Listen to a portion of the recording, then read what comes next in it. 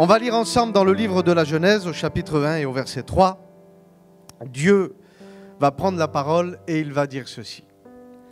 Que la lumière soit et la lumière fut. Je l'ouvre.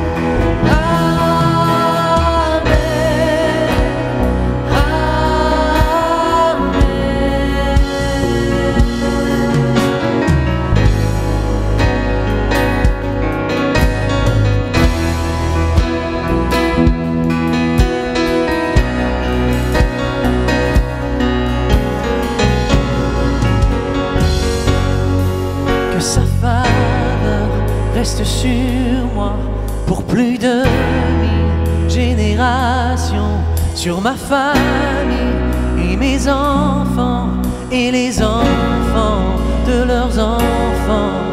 Que sa faveur reste sur moi pour plus de 1000 générations, sur ma famille et mes enfants et les enfants de leurs enfants. Que sa présence m'environne avec moi, à mes côtés, il m'inonde et m'entoure. Il est pour moi, il est pour moi. Dès le matin jusqu'au coucher, à chaque pas, veillant sur moi, dans les larmes et dans la joie. Il est pour moi.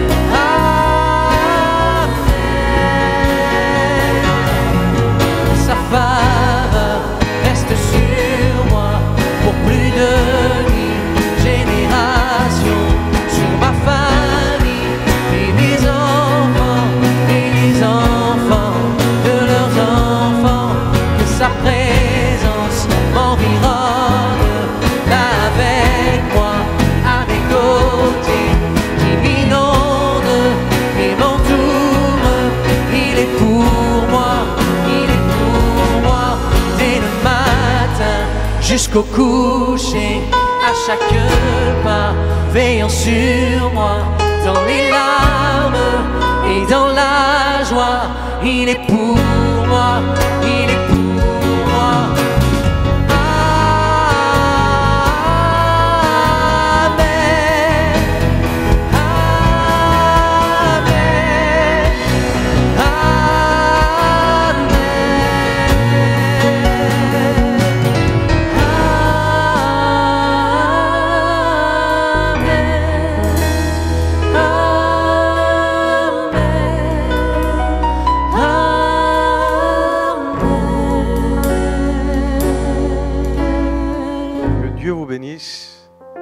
souhaite la bienvenue à toutes et à tous, à nos amis, à nos frères et sœurs qui sont sur cette chaîne en train de nous écouter.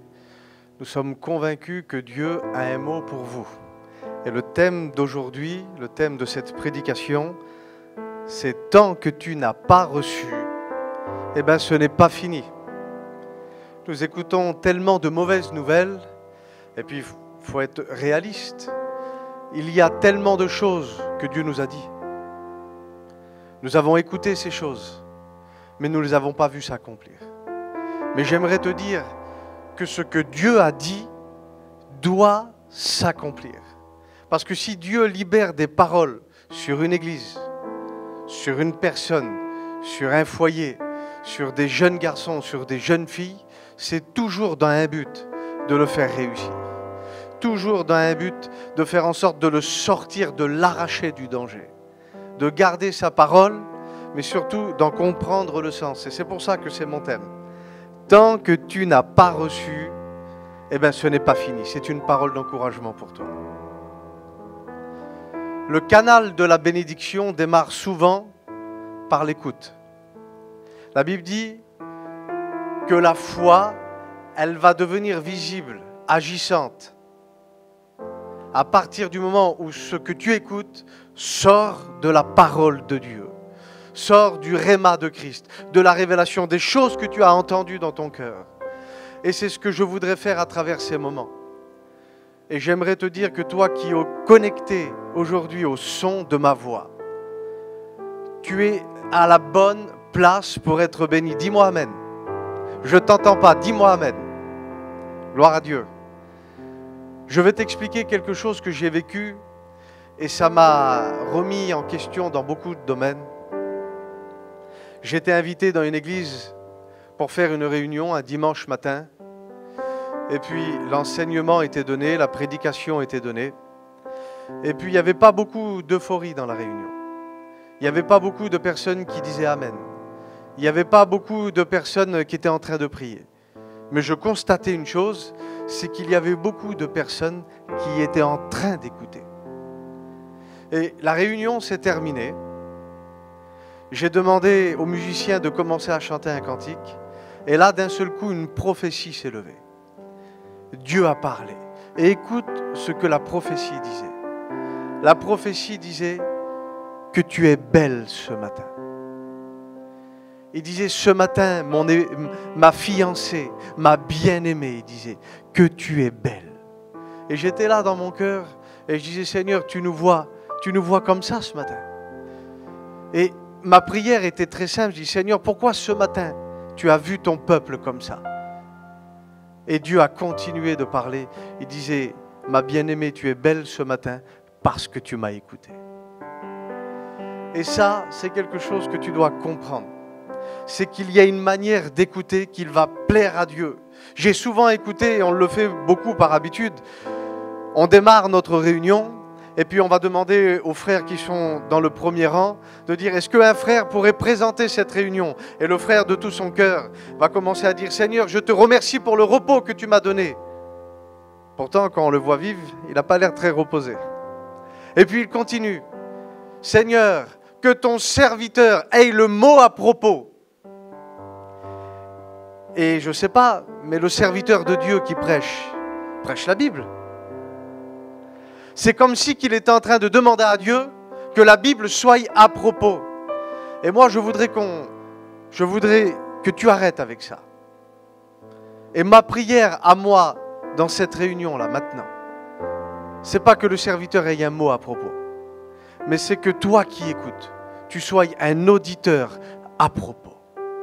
Parce qu'à partir du moment où tu écoutes de la manière que Dieu a décidé que tu écoutes, il se passe des choses directement. Vous savez quelles ont été les conséquences de cette réunion?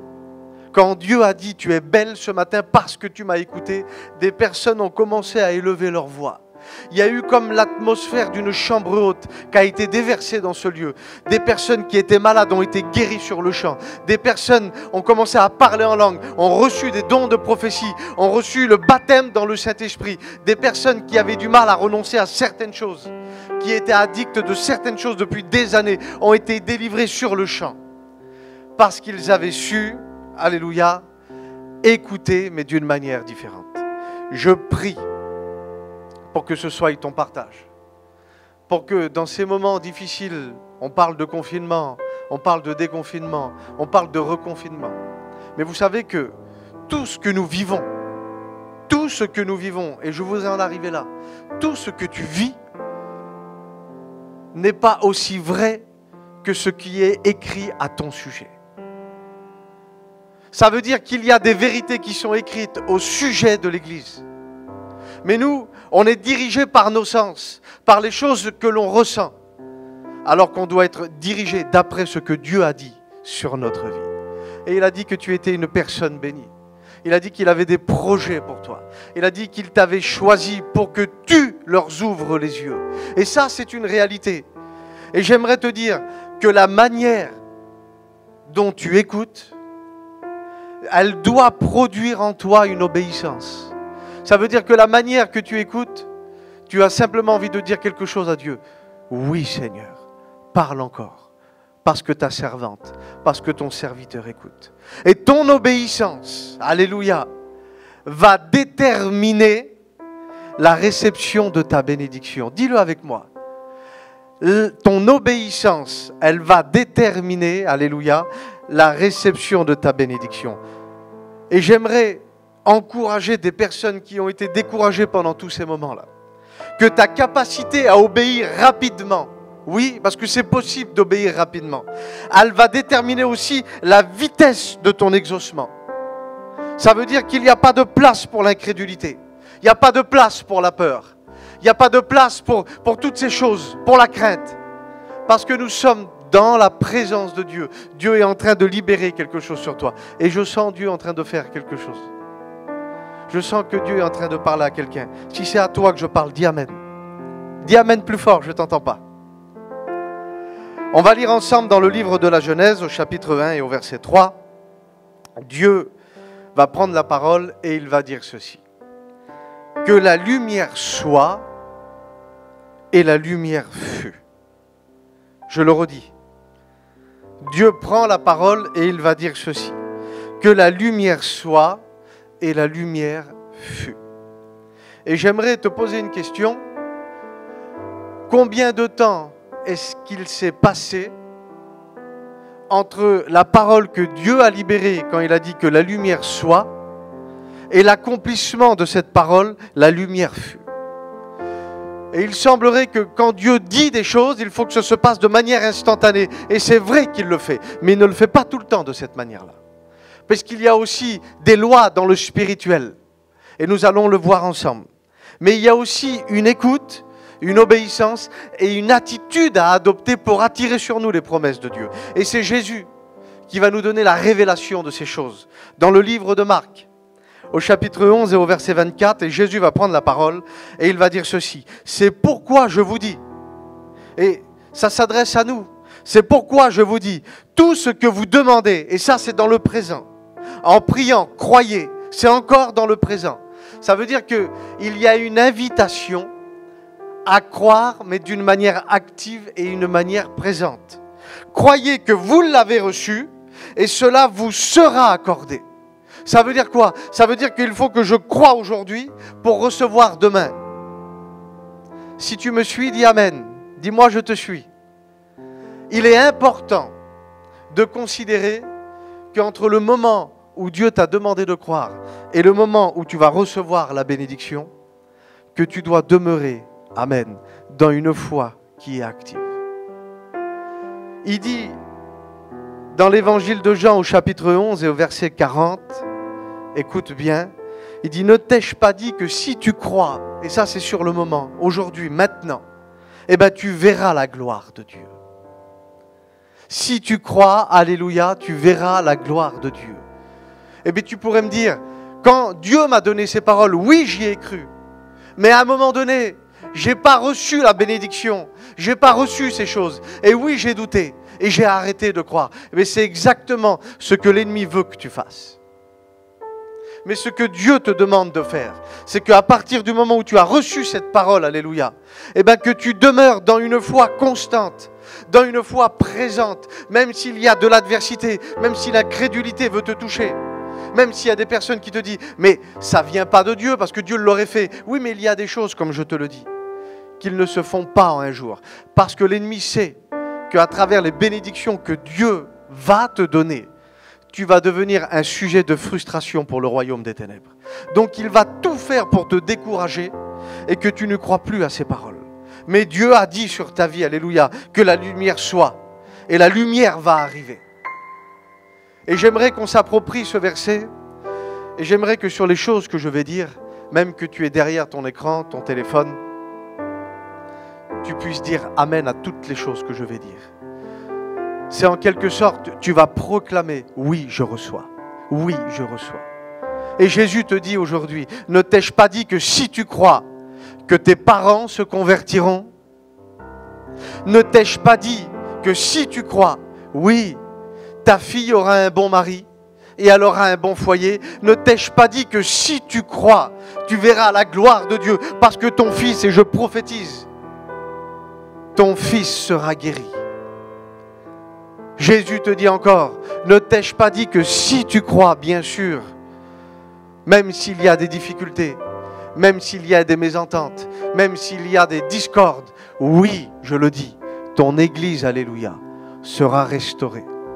Ne t'ai-je pas dit que si tu crois, parce que ça c'est le lot de beaucoup de chrétiens aujourd'hui, on a peur de ne pas finir les fins de mois, on a peur de ne pas pouvoir payer les crédits dans les temps qu'il fallait. Mais Jésus te dit que si tu crois et que si tu fais ce qu'il faut, que tu demeures dans cette attente de Dieu, oui, tu pourras finir tes fins de mois. Tu pourras payer tes crédits. Tu pourras apporter une sécurité à tes enfants. Et j'aimerais entrer dans le cœur du message. Je suis en train d'atterrir dans le cœur du message. Ne t'ai-je pas dit que si tu crois, oui, tu entreras dans ton appel. Tu entreras dans ton appel. Parce qu'il y a tellement de personnes à cause des situations qui viennent de se passer. Certainement, des personnes étaient appelées au ministère. Ils ont dit, mais Seigneur, c'est la fin du monde, je ne prêcherai jamais. Donc ça veut dire que cet appel-là, je ne l'avais pas réellement reçu. Plein de personnes avaient décidé de faire des chorales, avaient décidé de chanter pour Dieu. Mais dans les temps que nous avons vécus, on ne peut même plus se toucher, on ne peut même plus être ensemble. Et c'est difficile, le déconfinement est arrivé, mais il semblerait qu'il faut encore prendre ses distances. Donc tu ne m'avais pas réellement appelé à chanter pour toi, Seigneur. Et puis la liste peut être longue. Mais j'aimerais te dire que si tu crois, alléluia, oui, tu vas entrer dans ton appel. Et je te donne une clé. Dans l'évangile de Matthieu, au chapitre 22 et au verset 14, il est dit ceci. Car il y a beaucoup d'appelés, mais il y a peu d'élus. Et c'est Jésus qui parle, il le dit. Il y a beaucoup d'appelés, mais il y a peu d'élus. Et moi, je le traduirai comme ça, ce texte. C'est que tout le monde est appelé par Dieu à faire quelque chose. Tout le monde a reçu une onction sur sa vie, des plans qui sont prévus d'avance, afin que nous puissions marcher dedans pour accomplir la volonté de Dieu. Tous sont appelés. Mais il y a peu d'élus, ça veut dire qu'il y en a beaucoup qui, entre-temps, ont perdu courage, sont tombés peut-être dans des travers, ou sont tombés dans l'incrédulité, dans le rejet, dans la culpabilité, ou alors, si vous voulez, l'ennemi fait ça aussi, il dévalorise tellement les personnes, que les personnes voient l'appel que Dieu leur a confié comme étant une montagne, alors que Dieu ne te demandera jamais de faire quelque chose que tu n'es pas en mesure de faire. Il y a beaucoup d'appelés, mais il n'y en a pas beaucoup qui rentrent dans son appel. Mais je brise ce mensonge à partir d'aujourd'hui, et à travers ce mot que tu es en train de recevoir, je sens quelque chose en toi se ranimer. Alléluia, se ranimer. Si je parle à quelqu'un, dis-moi Amen derrière ton écran. Dis-moi Amen. J'avais reçu, quand je m'étais donné à Dieu, une vision. Et cette vision me montrait tout ce monde entouré de flammes et des personnes qui étaient en train de tourner autour de plein de statues.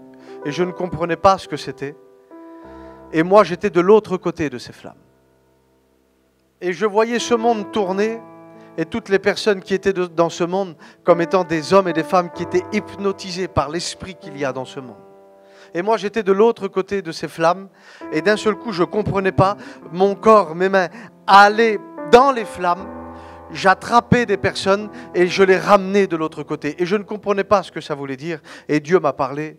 Et c'est là que j'avais reçu l'appel à prêcher, l'appel à évangéliser, l'appel à devenir un serviteur de Dieu, l'appel, en gros, à sortir les âmes des flammes pour les emmener dans la présence de Dieu. J'avais reçu cet appel. Et entre-temps, pendant que la lumière soit, avant que la lumière fût, j'ai passé par un épisode dans ma vie qui a été très compliqué et je suis tombé malade. Et je suis rentré dans cet hôpital et je prenais beaucoup de médicaments pour me calmer les douleurs parce que c'était des douleurs énormes. Et la maladie que j'avais m'a attaqué le pancréas, a touché mes intestins, a touché mon cœur, mes reins, la rate, la vésicule, a touché ma santé vraiment de manière terrible. Et à ce moment-là, le traitement que j'avais pour ma maladie, c'était de ne pas manger, de ne pas boire pour laisser le tube digestif au repos. Et j'étais en train de dépérir. J'avais plus de force. Je perdais 3-4 kilos toutes les semaines, 3-4 kilos chaque semaine. Et au bout de 1 mois, 2 mois, 3 mois dans cet hôpital, cette promesse, cette vision que j'avais reçue, l'ennemi est venu en me disant « Tu ne prêcheras jamais l'évangile parce que tu vas mourir dans cet hôpital. Parce que tu vas mourir. » Et si vous voulez, on faisait quand même des réunions. J'étais quand même avec ma femme en train de prier et je demandais à Dieu qu'il me guérisse. Mais à un moment donné, j'ai lâché prise à cause du découragement. Et j'entendais souvent de la famille qui venait me visiter. Et puis quand ils me visitaient, ils rentraient dans la chambre avec un beau sourire. Mais quand ils sortaient de ma chambre, je les entendais pleurer dans le couloir. Et puis vous savez, c'est terrible quand on va voir quelqu'un dans un hôpital et puis qu'on lui met la main sur l'épaule et qu'on lui dit « T'inquiète pas, ça va aller. T'inquiète pas, ça va aller. » Et vous les écoutez sortir de cette chambre, ils ne sont pas arrivés au bout du couloir. Et ça résonne souvent. Et on écoute des conversations. Et bien le petit là, il est mal barré. Et puis vous écoutez votre mère en train de pleurer dans le couloir. Je peux vous garantir que sur le moment, l'ennemi vient en disant « Tu ne prêcheras jamais. Ce que tu avais cru entendre de Dieu, eh bien c'était ta voix à toi. C'était ton envie à toi. Ce n'était pas un appel de Dieu. » Et puis j'avais perdu à peu près une 30aine de kilos. Et j'étais dans un hôpital. J'avais subi beaucoup d'interventions. Et il y a un serviteur de Dieu qui est venu me visiter. Quelqu'un qui n'a rien à voir avec notre mouvement. Quelqu'un que je fréquentais de temps en temps son église, mais pas plus que ça. Et Dieu avait mandaté ce serviteur de Dieu pour venir me voir dans cet hôpital. Et quand il est arrivé dans le couloir, il a frappé à la chambre, il a ouvert la porte, il m'a regardé. Imaginez-vous dans l'état que j'étais. Il dit, c'est bien la chambre de Chris? Et j'ai reconnu ce serviteur, je dis oui, c'est moi. Il ne m'avait même pas reconnu.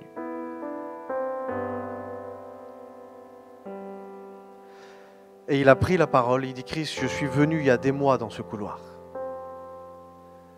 Et il dit, je suis venu préparer il y a quelques mois dans ce couloir une personne qui devait mourir pour lui demander de se mettre en règle avec Dieu, parce que Dieu venait la chercher. Et quand ce serviteur de Dieu me dit ça, je suis dans ma chambre, je suis avec ma femme, il y a le ciel qui s'effondre sur moi, et je dis, Seigneur, alors tu es venu me dire que j'allais mourir là.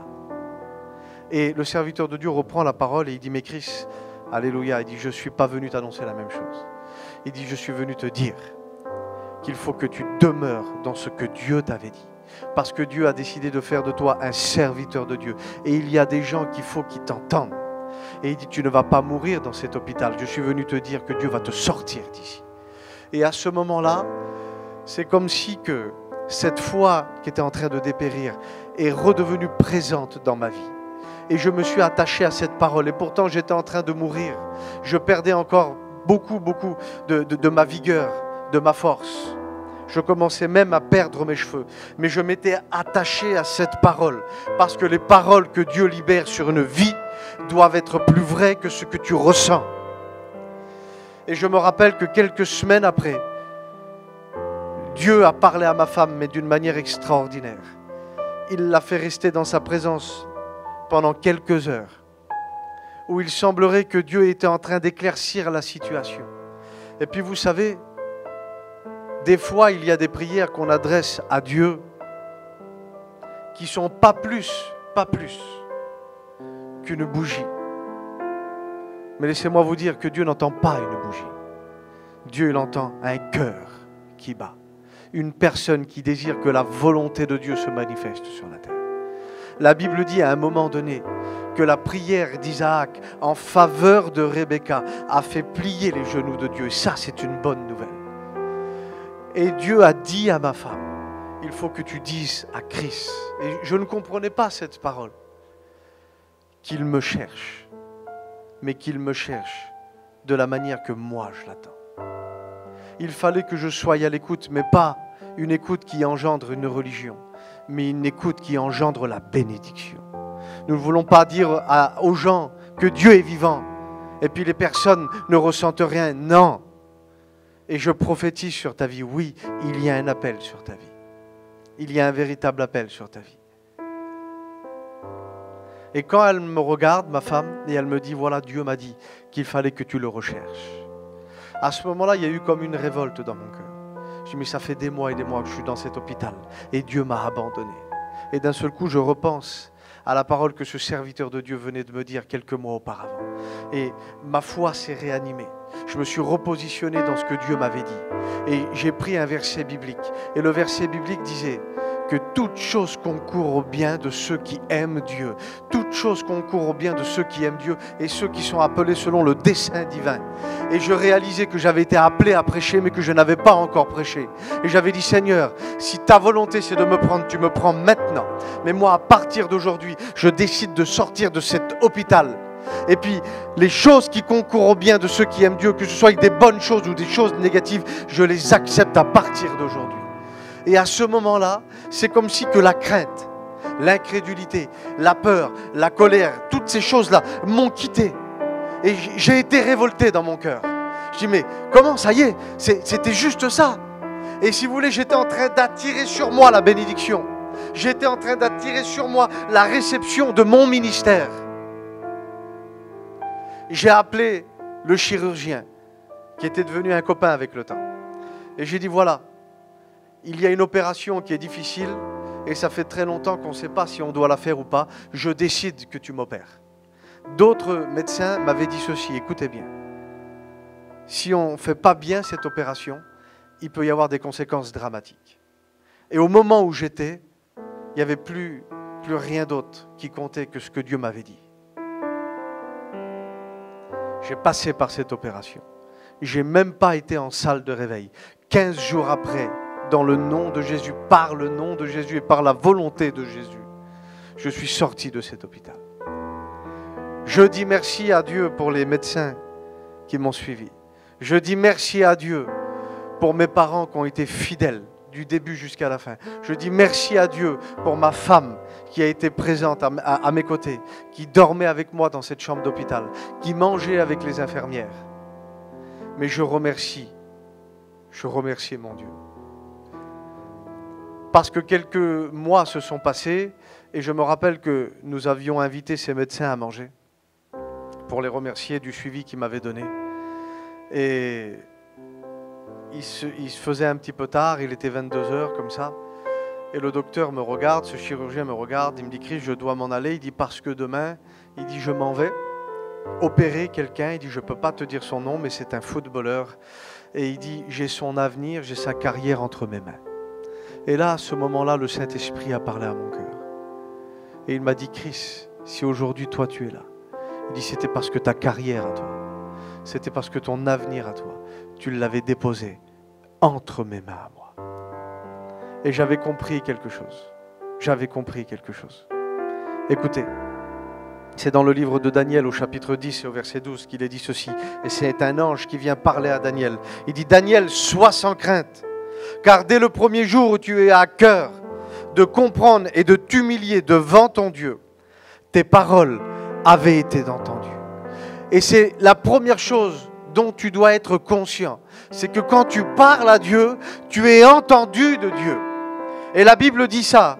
Tes paroles ont été entendues. Et c'est à cause de tes paroles que je suis venu. Dieu ne veut pas te faire prier pour que tu pries. Non. Le désir de Dieu, c'est que tu sois exaucé enfin. C'est que tu rentres véritablement dans la destinée que Dieu a prévue pour toi sur cette terre. On prêche le ciel, mais moi je prêche le ciel sur la terre. Et oui, il y a une destinée pour toi. Il y a beaucoup d'appelés, oui tu es appelé, mais tu vas entrer dans ton élection. Tu vas entrer dans ton appel. Et là, il y a quelque chose, il y a un enseignement extraordinaire. Parce que nous savons que cet ange, quand il venait amener la réponse à Daniel, il a été bloqué dans les airs. Il a été bloqué parce qu'il y avait un combat dans le monde invisible. Mais vous savez quelle était l'attitude de Daniel? Daniel était toujours dans une foi présente. Il croyait. Il croyait. Pourtant, il se passait 2 jours, 3 jours. Il croyait. 5 jours, 6 jours, 7 jours. Il croyait toujours. Et imaginez s'il aurait arrêté de croire au bout de 20 jours. Eh bien, la réponse de Dieu ne serait pas venue. Vous savez pourquoi? Parce que la Bible dit que la réponse est arrivée 21 jours plus tard. Ça fait peut-être des années que tu attends, mais Dieu te demande toujours de demeurer dans une foi active et dans une foi présente. J'ai un conseil pour toi. La Bible dit dans le livre des Actes des Apôtres que tous étaient assemblés dans un même lieu. Mais ils étaient assemblés dans le même lieu parce qu'ils avaient entendu de la part de Jésus de ne pas quitter Jérusalem tant qu'ils n'avaient pas reçu la promesse. Vous savez ce qu'ils ont fait? Ils ont écouté, ils ont obéi, ils ont été dans l'attente, dans une foi active, en présence de Dieu et permanente. Et la Bible dit que les 120 personnes qui ont été présentes dans ce lieu ont toutes été bénies, ont toutes été visitées par Dieu. Et Dieu nous laisse un signe. Sur les 120 personnes, il y avait une flamme pour chaque personne. Il y avait 120 flammes. Il y avait 120 appels. Il n'y en avait pas 119. Il n'y en avait pas 118. Il y avait 120 flammes. Et ça, tu dois le réaliser, que dans ta nouvelle naissance, Dieu a mis une onction sur ta vie. Et tu dois être conscient de ça. C'est que l'onction, tu l'as. Et quand tu es conscient qu'il y a une onction sur ta vie, qu'il y a un appel sur ta vie, la Bible nous fait comprendre que la vision va s'éclaircir. Et j'aimerais conclure avec cette phrase. C'est qu'une vision restaurée engendra une fonction retrouvée. Que Dieu vous bénisse dans le nom de Jésus.